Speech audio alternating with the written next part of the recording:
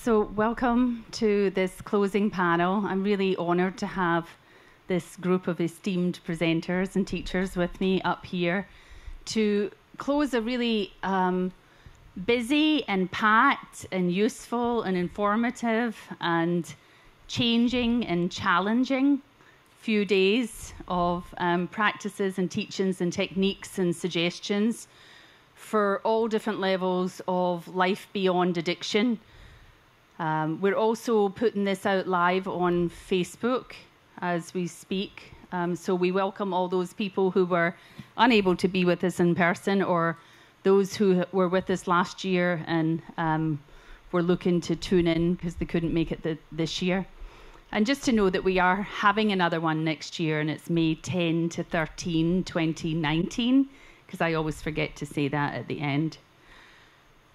Throughout this, we've been asking for questions, and we have a pile of questions, which is very nice, and we appreciate these. And I thought what I'd do is I'd take a question and direct it to someone in particular, because you've asked particular presenters questions, and then anyone else can also contribute if they feel the need, but there's probably a question coming for you next as well. So the first question is actually for Scott Killaby. And this question was, can you speak about success rates in the US and other countries, numbers and statistics, but beyond that, how do you measure success for clients? It's a good question. Yeah, do you have 3 hours?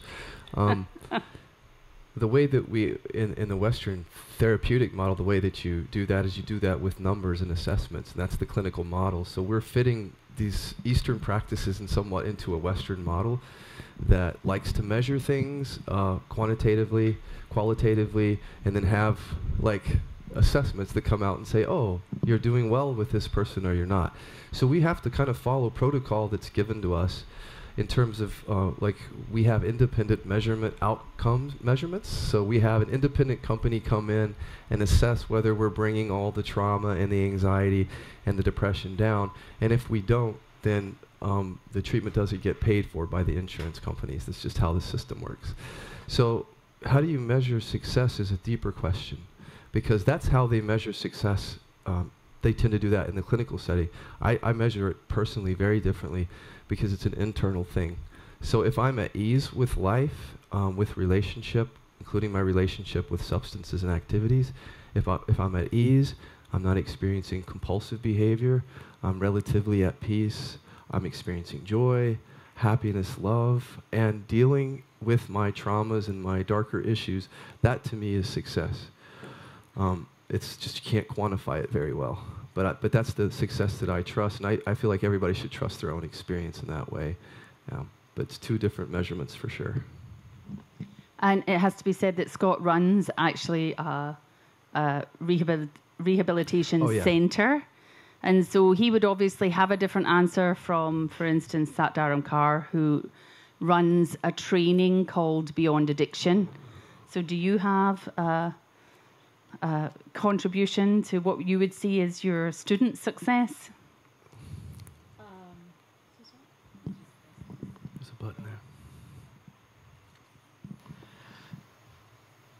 We tried to do some research studies on the success of the program with people dealing with various addictions. And one of the difficulties was we had people who were decreasing marijuana use, alcohol use, food addictions, codependent behavior,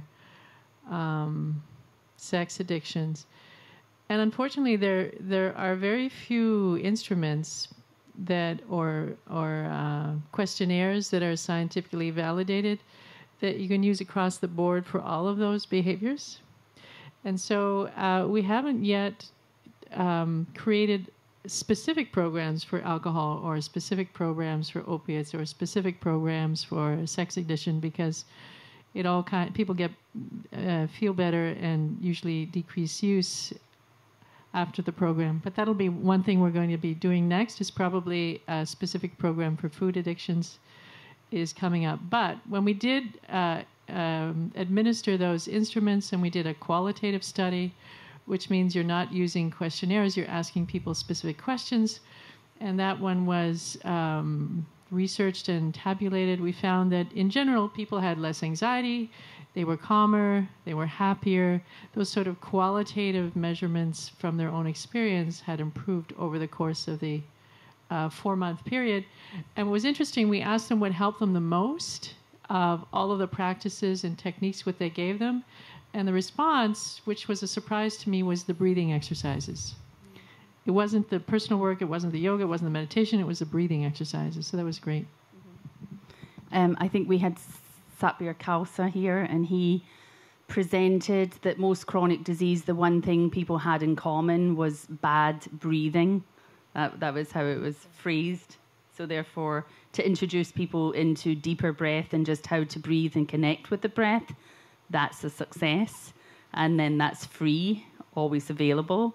And so that's 100% success right there, really, because you'll never be removed from it until right at the end. So, Sat Dharamkar, this one we thought would be good for you because I heard you mention this. So the question is from one of our TTC students and yoga recovery people. So how do you see Western residential and outpatient treatment centres for addiction adopting practices that each of the speakers have presented over the past few days? Is there a place for them in our current medical system, or do new spiritual meditation centres need to be opened in the West? I think the answer to that is both. So, for example, with the Beyond Addiction program, especially in Toronto and Ontario, we've had people who have been trained in the program and trained in Kundalini Yoga volunteer at recovery centers for 5 years, 7 years, 2 years. And in a couple of those places, then they were paid after a while because the center realized the value that the yoga was offering, and the people were asking for more of it. They were saying, can't we have this every day? They were getting it once a week, and they specifically requested, we want this every day. This is helping us more than anything else. But the problem is, I think, always budget and where the money comes from. And so that's what we're running into, is there are very few places that are willing to hire staff at this point in time, although I think it's coming, to provide these kinds of services. The other thing we're running into is the programming is already set for a lot of these residential settings, and they don't have a lot of more extra hours in the day to dedicate to something like, an hour and a half of yoga. Or with the Beyond Addiction program, ideally in a center, it would be 3 hours maybe on the Monday, and then an hour and a half every day, and another 3 hours on the Friday. That's what we would need to integrate the program into a clinical setting. And they're already full up with their programming, so they're unlikely to give something up. So I think it is really, I would be thrilled if we could have a residential center or centers that incorporate all of these things, the inquiry and the yoga and an Ayurvedic lifestyle and diet would be amazing all in one place. But I haven't seen that yet. So I would just like to add to that I usually start yoga recovery by mentioning a few statistics about that. And there's a well-known statistic that 23 million people in America need treatment for addiction, and only 3 million people will get it. And that's based on this residential model that we have right now, which is expanding out to intensive outpatient services, because of the lack of availability of the residential model for the majority of people who suffer. So the whole scheme of treatment will move over the next 5 years or so, because everybody understands that there has to be this continuum of care throughout maybe a first year of establishing sobriety. And then people in sobriety really have... they know themselves they have to constantly show up one day at a time to improve and enlarge upon their spiritual life, their life and wellness, to understand themselves. And the success of the programs that we run really are about people, self-initiating, coming along and asking for help. And this is not just the addict, the substance and alcohol abuser. It is also the family, friends and relatives of people who suffer with addictions. And so that's again a bigger question. But I did want to mention that we started the symposium by taking a reading from Swami Sivananda. And this is success also, that when you have a student who walks into a place and offers what they have to give and creates a position, because his recommendation to us was, he says, the secret of true life is in the love of God and the service of humanity. So if you do a training program that teaches one student to go out and offer service, that's highly successful. And I speak to the TTC there, because sometimes the other people don't know what you have until you go and offer it.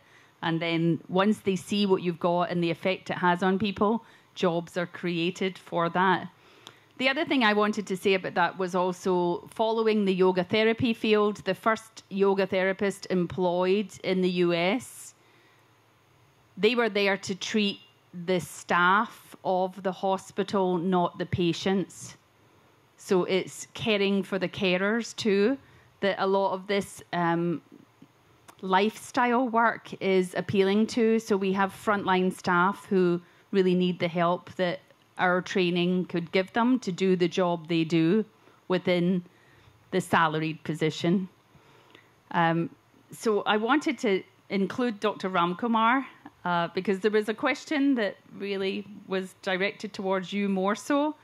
And this one was, how do you not become attached in a close relationship? And the second part is, what is a healthy way to disattach, which could also be detach? Well, I just wanted to add a line to evidence-based medicine, as was asked earlier. The Ayurveda text very clearly give a very beautiful sutra. It says, idam agama siddhatval pratyaksha paladarshanat mantravat samprayuktavyam na mimamsyam kadachana, a Sanskrit verse, which basically means that this knowledge is time-tested. It has been used for many, many hundreds and thousands of years. It is time-tested. The results are proven. So use it as a mantra, even if the limited minds of this day and age are not able to understand it fully. It's a very clear shloka given in the text, and the text also tells us that every individual is unique, and the program for every individual is unique. So there is no question of creating numbers across a particular disease category, because Ayurveda treats the individual and not the condition. So I think it's important that we all realize that modern evidence-based medicine is not always the best direction to go in. With regard to the question that you have asked, if you are in the sattva space, you will have connectedness, you will have empathy, but you will not be attached.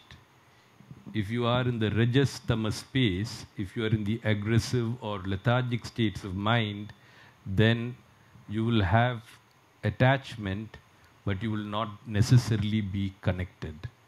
So that is why we consistently work with our practices to improve the sattva of the mind, where we can always be connected in our relationships and yet remain detached.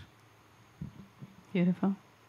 You have anything to add? No, I thought that was great, really. Yeah. That is a great answer. So I'll continue with this because it's the second question that I thought I would direct to you again, Dr. Ramkumar. Please talk about moving from a householder to a forest dweller. So this is to do with the 4 ashramas of life, which is a nice guidance of what we're supposed to do with time as it moves on, so we don't get stuck in a previous role, perhaps. So if you'd speak to that. And maybe this is for a person in recovery. I don't know. Well, for those of us who don't know the 4 ashramas, they include the student period, the formal learning period, which is called brahmacharya.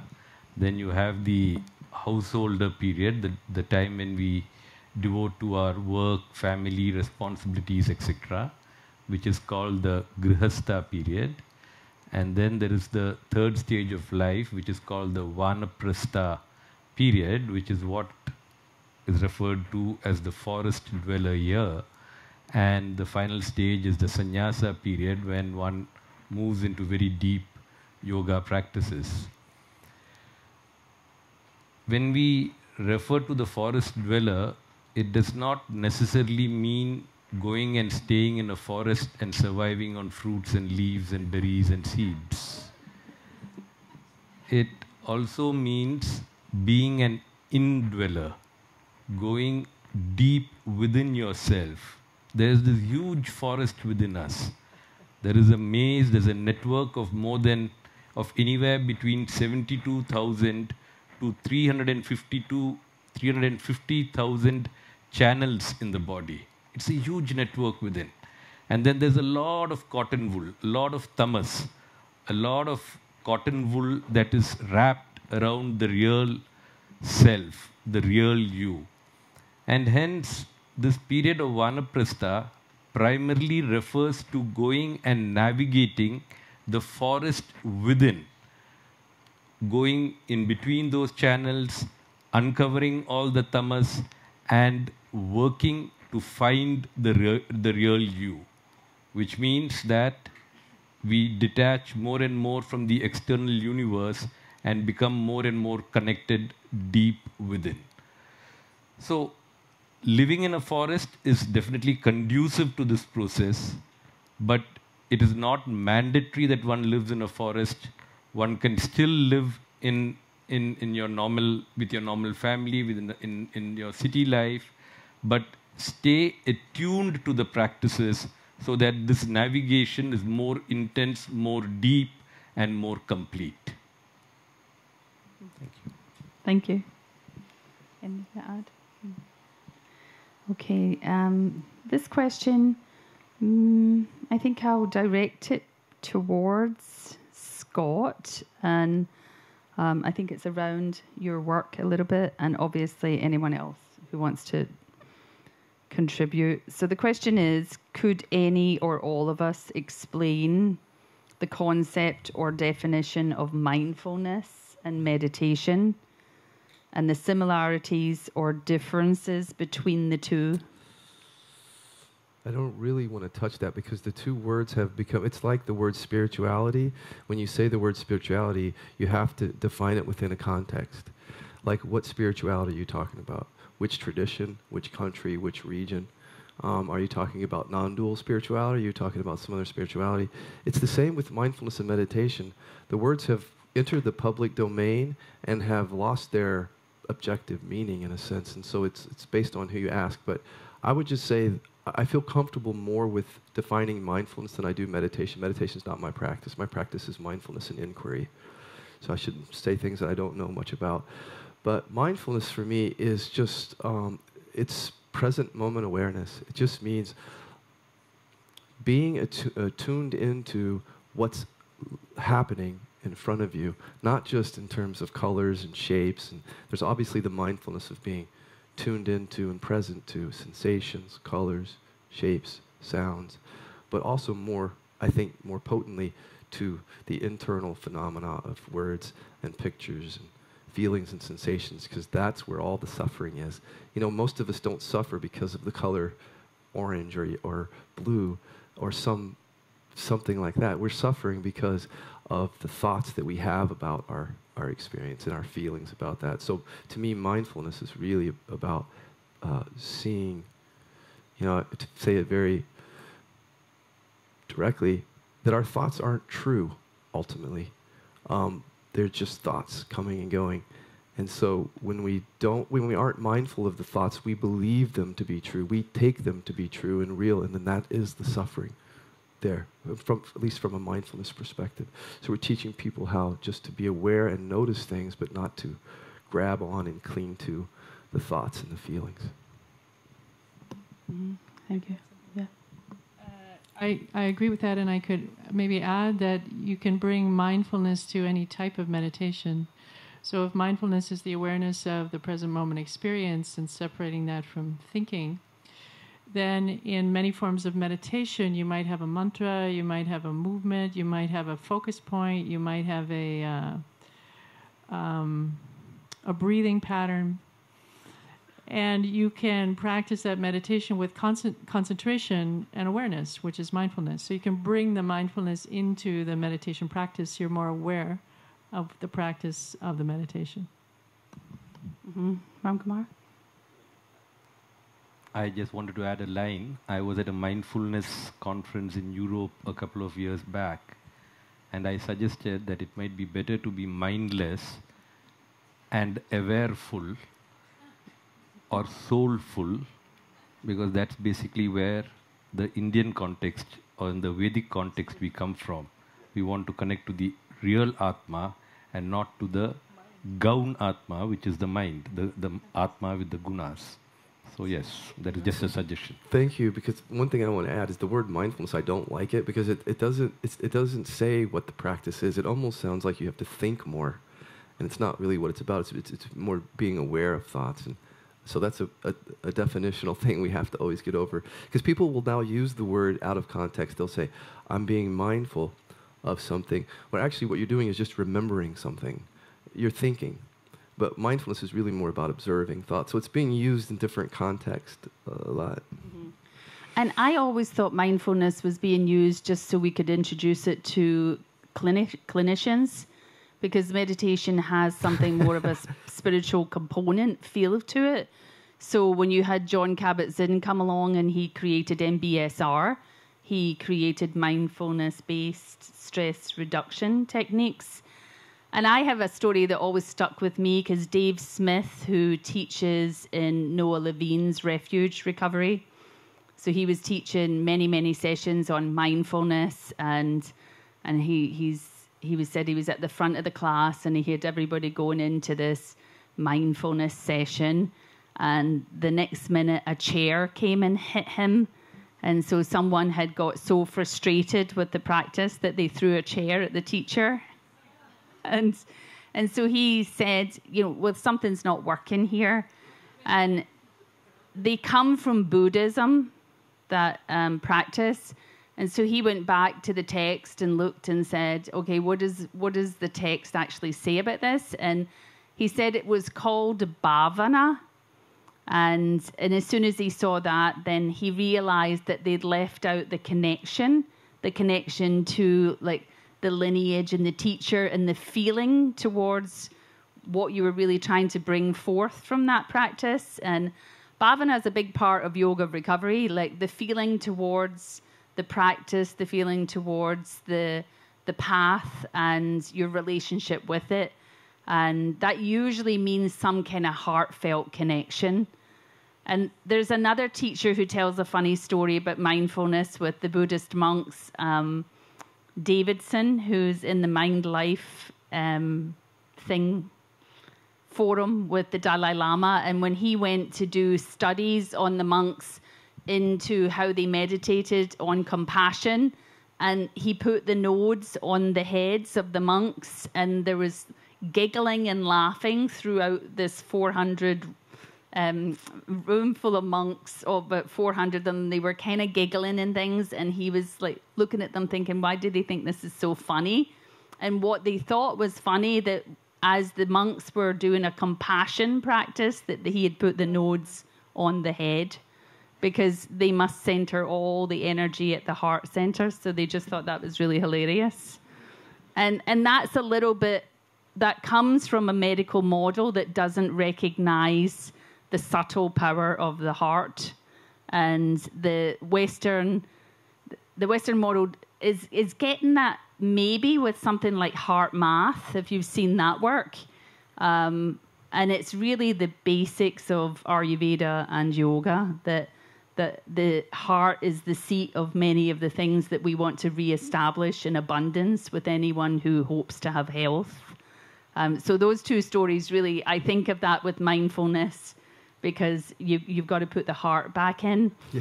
And we would also say in Ayurveda, you have to get back to the gut as well. So there's 3 centers, and the brain stuff has sort of taken over the conversation almost. The 3 centers are. Mm-hmm.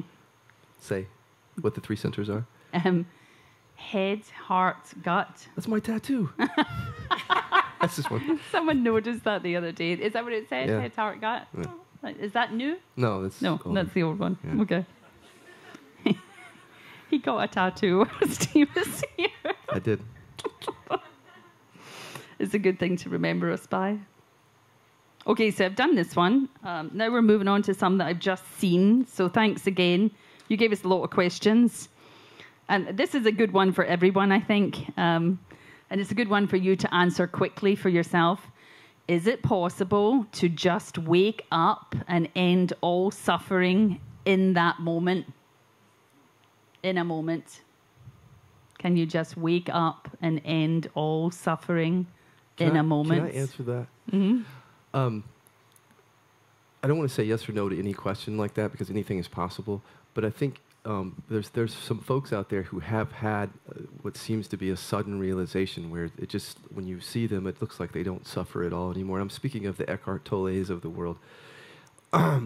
Having worked with so many people, I say this all the time just so you know how many, about 9,000 sessions of people who've been in various places on the path of prior to awakening experience, after awakening experience, in the middle of some sort of embodiment process. And I would say the vast majority of people have to engage in some practice, and it's more like there might be sudden experiences where things shift. It's like the lights come on, and it can be very profound and life-changing, and it was for me. But then there's also this component where the practice and the continued, whatever that is, unfolding is what really reveals the liberation in the end. And I think if we can just kill the idea that we're all just going to wake up in one moment, everything's going to fall away. That may be true for 0.001 or whatever % of the population. I just don't find it to be very common. When people are really honest with themselves, they'll find that there's other stuff they have to look at, even once they've had a shift. Thank you. Something to add? Doctor? Well, I think many a time we use words like suffering and sacrifice without really understanding its implications. I don't believe any of us are suffering or any of us have made a big sacrifice. The only sacrifice that we should be making, as the Bhagavad Gita will say, is karma palatyaga, which is sacrificing the fruit of our actions. There is no other sacrifice that any of us do. There is no suffering. It's just the way we view it. We can see the cup as half empty or half full. If we see the cup as half full, then where are we suffering? It's a creation of the mind, it's a creation of the ego. And the more we engage in our practices, the more we move into the sattva space, the less we will see obstacles or hurdles in our life as suffering. We will instead see them as stepping stones to success. Very nice. So again, you have your answer to that. Is it possible to just wake up and end all suffering in that moment? This one comes directly to you again, Scott, but I think anyone can answer this as well. Can I work on trauma solely on my own? I think a lot of these spiritual practices are already working on our trauma, even if we don't say, when we're like Satyanam said, she said, when we're the more present we are and we're stabilized in that present, that true self, it's an awareness that brings things up and they burn up, just from being aware. They tend to burn up over time. So a lot of these practices, especially the ones that are trauma informed, and everybody here is pretty trauma informed. The working on the trauma is built into the practice. So we're constantly working on it on our own. But I would say that there's some trauma that you really have to be with somebody who can hold the space for you, and also take you into areas that you wouldn't want to go into, because trauma can be very scary to go into. But if you have somebody who's very skillful, whatever tradition or method, someone who's preferably has dealt with their own trauma, because if the facilitator or the teacher hasn't dealt with their molestation, how are they going to help you really with yours? But if you have somebody, I mean, it's really helpful to have somebody on this sort of the deeper and darker stuff that comes up. That's been my experience. Yeah, I would totally agree with that. And the other little addition is, trauma happened in a relationship, and a relationship where there was some sort of violation or something was missing. So it can be healed in relationship because we're relational beings. So I would totally agree with Scott. So you can do a lot of work on your own, but it's also great to have someone you feel safe with and you trust, because then that heals the bond that was damaged in the past. That's great. So healing the bonds. Okay. Mm-hmm. Dr. Ramkumar? You agree? I agree with both of you, but I still think that satsang is one of the best ways to deal with any kind of trauma. If there is a group, if there's a support group around us, that's the best way to deal with it. Satsang. Mm-hmm. I think in yoga recovery we talk about perhaps the idea of tamas is a word we use, and it's this aspect of where things have become perhaps dormant. So it's maybe a place where you store things because you're not ready to look at them. You don't feel you have the capacity. And what we talk about with recovery is that a light that is slowly dawning. And as that light slowly dawns, then there's a readiness that comes with that to be able to deal with what is coming up with it. And it's been reported that some people feel that some therapies shine too harsh a light on the bit that they need to keep like a little protected because they're not ready yet. And it's really our belief that a lot of the practices are working towards that readiness, and then often enough what will happen is there will be release without having to get into intellectual discussion about it. So I think most people have experienced that through practices when you've been doing a yoga asana class or pranayama or even a meditation, and there may be some tears or some release from the body, and you don't need to go chasing the story about it, but you do feel like really quite changed and uplifted after it. And so I think that's happening continuously, really, if you apply yourself to a practice. And then, of course, the trusted relationship with another, where you can get more into the deeper stuff. And the work that I do around that, we create inner resource for someone, because we never really want to place it outside of the individual being.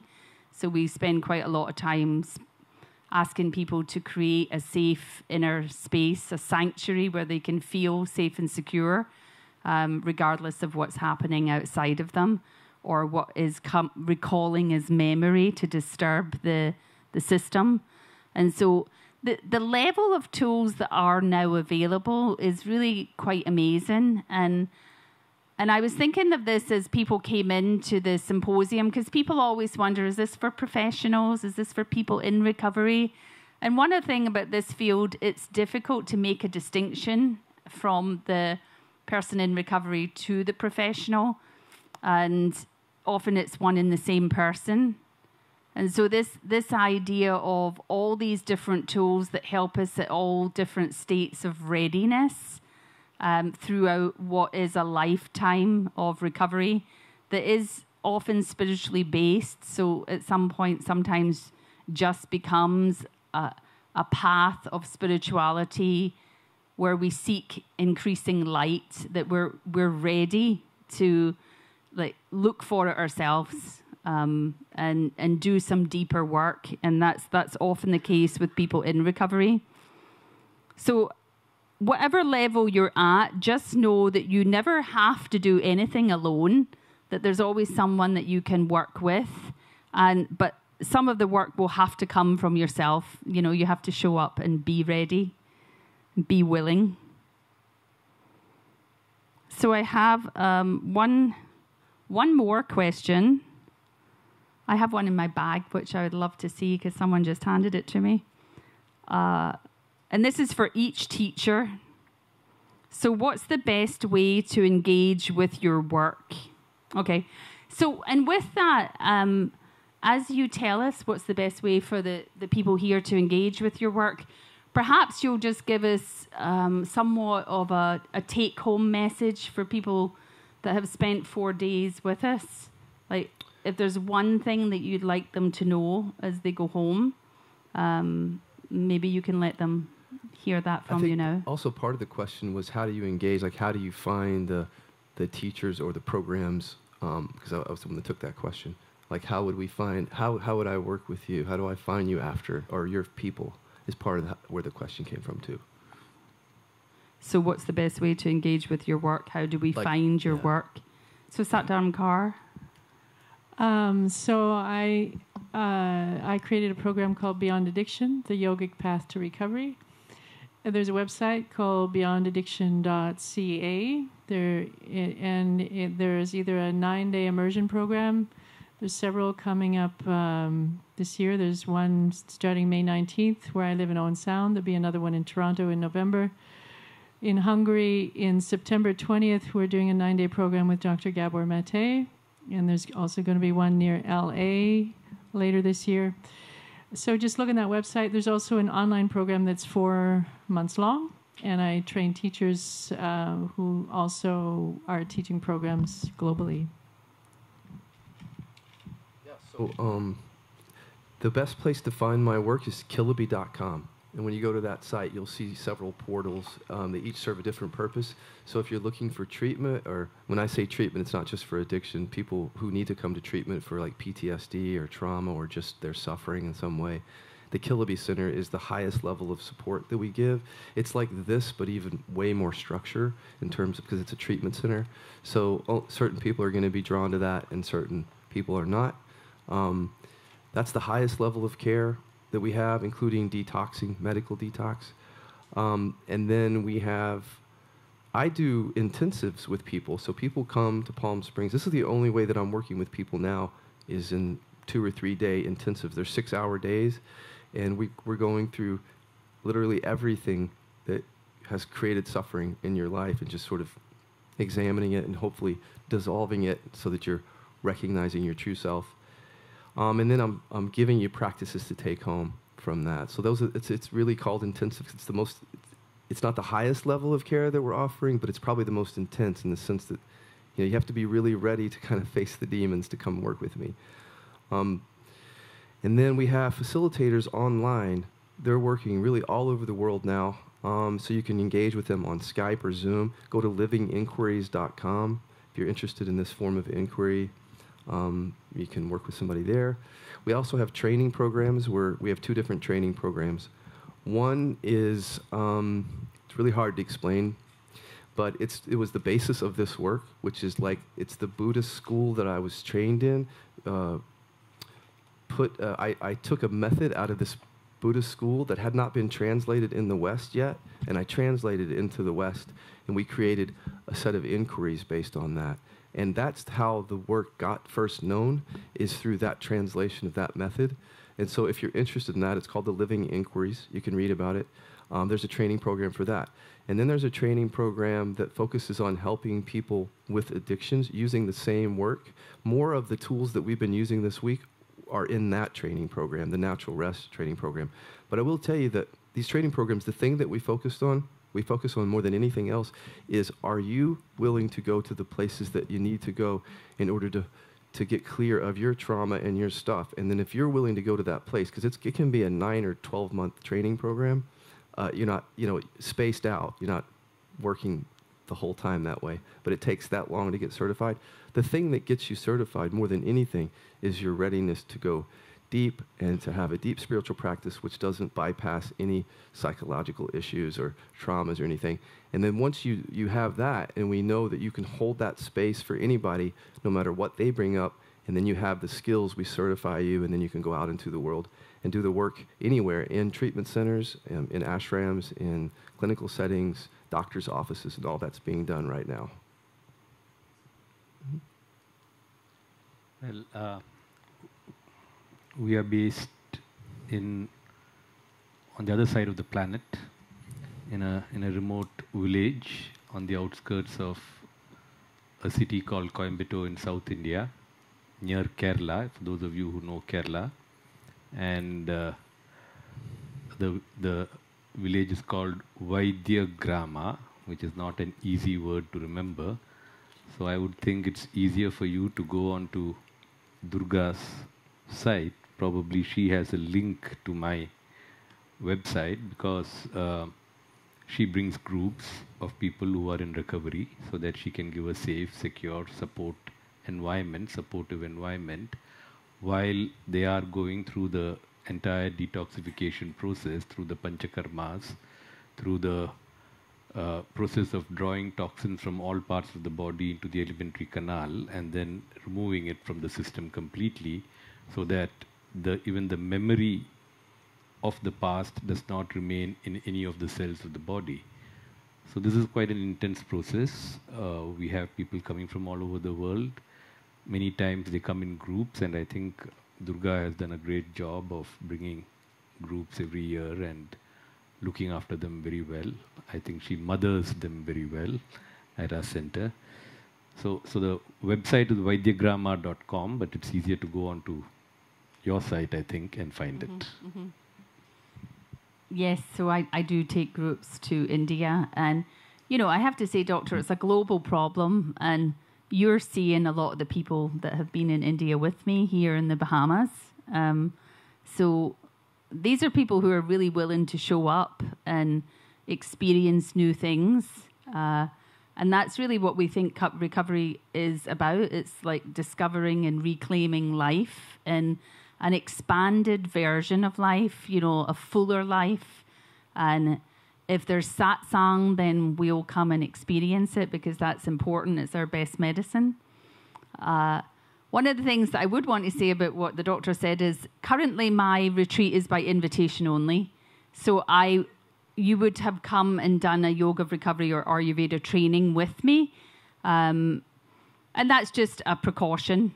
I don't want to take people to India that maybe aren't stable enough to be in that type of setting. So it's important that I know you, and you have lots of opportunities to come and get to know us. One thing I would like to say about what that's about is that there is a lot of training available online, but it's important to understand that it's a very different level of interaction when you show up live, as the people who come here know.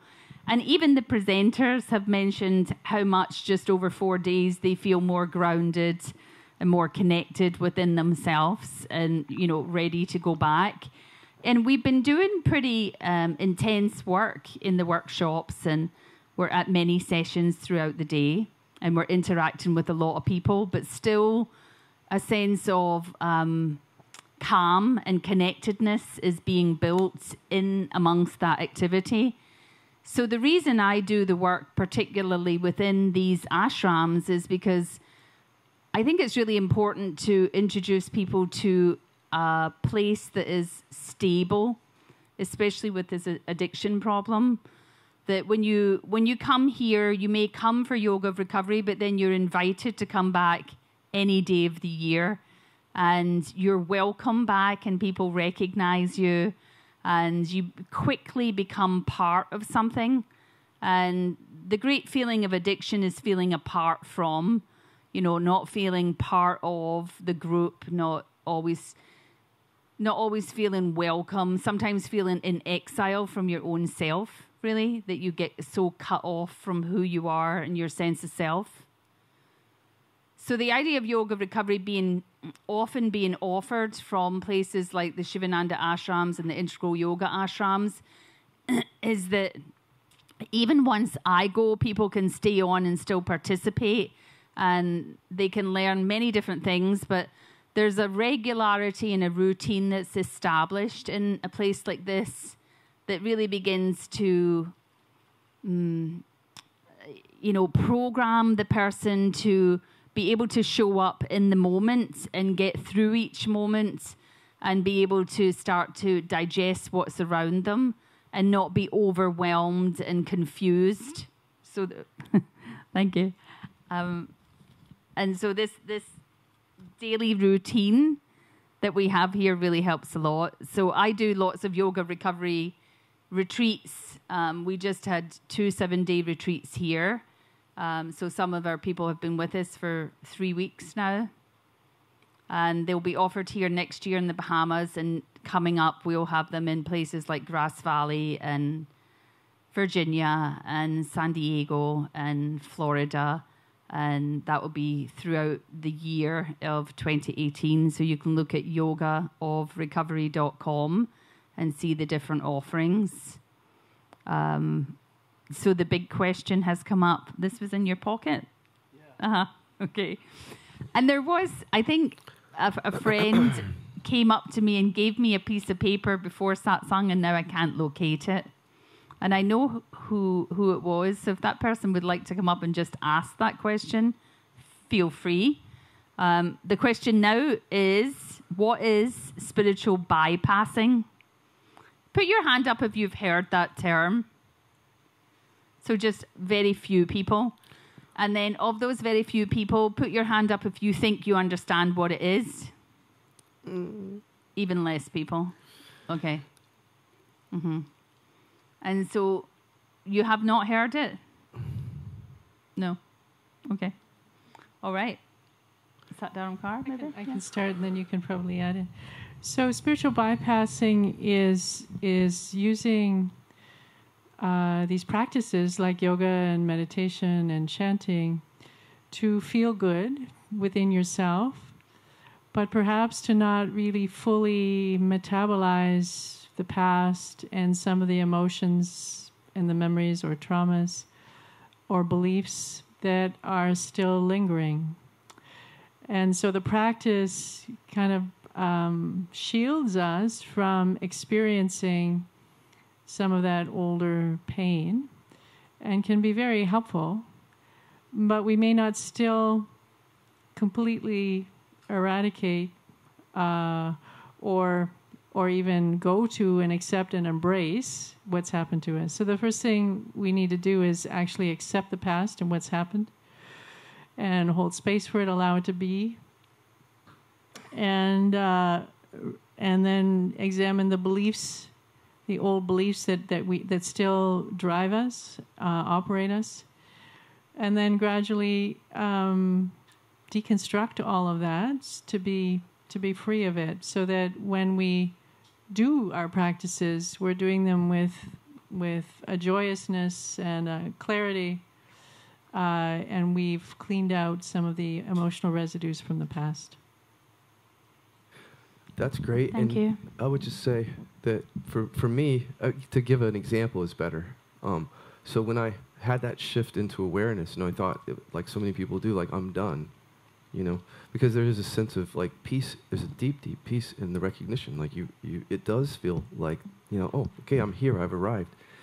But I think what can happen is that when just as she said, what happened for me is that there were certain strands of stories and conditioning that were definitely still there, and they were creating pain. And I guess what people maybe do is that they won't go into the feeling. They won't examine it, and they'll try to somehow. And I think I try to do that, is make an end run around it. Like if I can somehow just rest as awareness and not actually confront the fact that I was bullied or molested or raped. Maybe somehow I can do that. But what I found is that you really can't do that. You can do it for a while until your system will eventually give it to you. It'll come up again. And I notice a lot of people in recovery at around the 7, 8, 9, 10-year mark and after is like their program stops working for them in the same way, and they don't really know why. And a lot of times is because they use their program unwittingly to try to bypass a trauma issue. And their program or their practice or their method isn't angled to deal with trauma, but they stay in the practice anyway. So what I would say is if trauma's coming up, don't use your practice. If it's not working to address the issue, you want to bring in something else that's not going to help you bypass that issue. It's going to go straight to it. And once I did that, there's a deeper freedom, right? It's just even though it's painful and uncomfortable to go to those places, it's always better on the other side of it. It's not a term you're familiar with, Dr. Ramkumar? No. Mm-hmm. Mm-hmm. Add one Yeah. more thing. It's also important to recognize our unconscious drivers, and there's sometimes we can't really see them. Other people see them, and we don't. So I might, for example, have a drive, an unconscious driver, to do good in the world. That is driving me. And on the one hand, it's a wonderful thing. On the other hand, I can become exhausted if that's all I focus on, and if it's something I'm compelled to do. So these drivers, no matter how awesome they may seem, need to be in balance, and that doing good in the world needs to be balanced with self-care, for example. But that doing good could come from a belief that I'm not worthy, and I need to justify my existence, etc. So those are the things we need to acknowledge and uncover, so that our behaviors are choices rather than being driven by unconscious factors. Mm-hmm. Thank you. So one thing I want to just say there, from the way I've been raised within my spiritual family, is that perhaps if you have a spiritual teacher, you don't get away with much spiritual bypassing. Do you think that's true? No. People are nodding. Uh-huh. Right. So when you have someone that is one-on-one working with you as you maybe claim a work role, what I've seen is that will be taken away from you, or you'll be given as much work as you can before the ego will break to resolve something deeper than settling your identity and something like that. And maybe that's a little bit of this, taking on a lot of spiritual teachings from across the world, and maybe not rooting down in one in particular, and having someone there to walk that path with you, like hand in hand. And that is available for people. In 12-step programs, we say that we have a sponsor, and the sponsor is the person that we do that more trusted one-on-one intimate work with.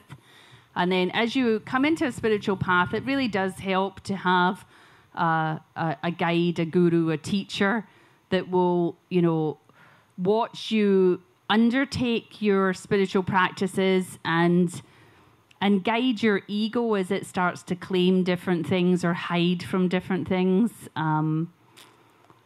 I really like Swami Sivananda when he says you need a guru because you can't see the back of your own neck. So some of these things, they are unconscious and we're not aware, but when we're working with someone closely, then they help us see. And working in community, we're brought to see some things about ourselves. There's not so much ability to hide. I've often said my spiritual practice is to show up and be seen. And even to say that makes me a little nervous, because to be seen, it's like all of me, really. And that really is, I show up for my teacher, and I know she sees me, and she's nice enough to let me know the bits that still need work, and she guides me there. So a spiritual teacher is a good thing.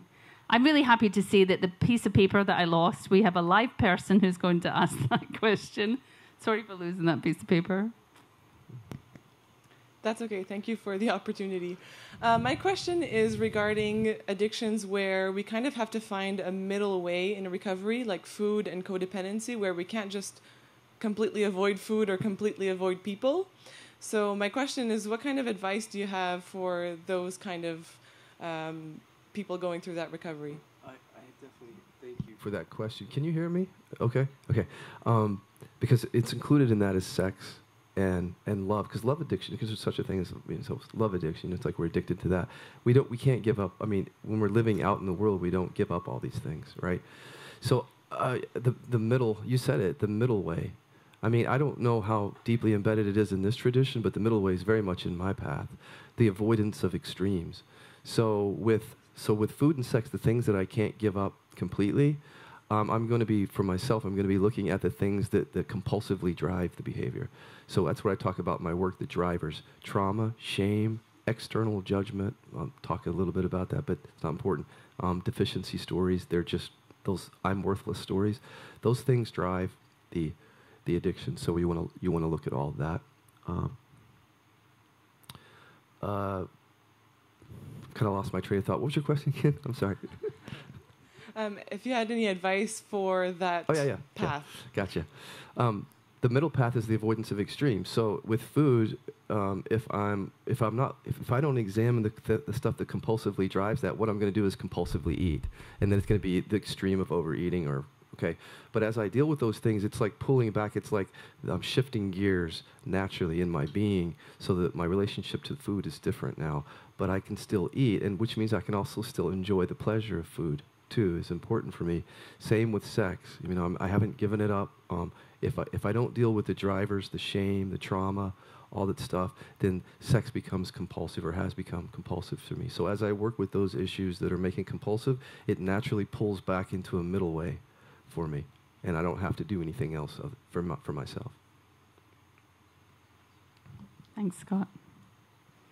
Did you want to?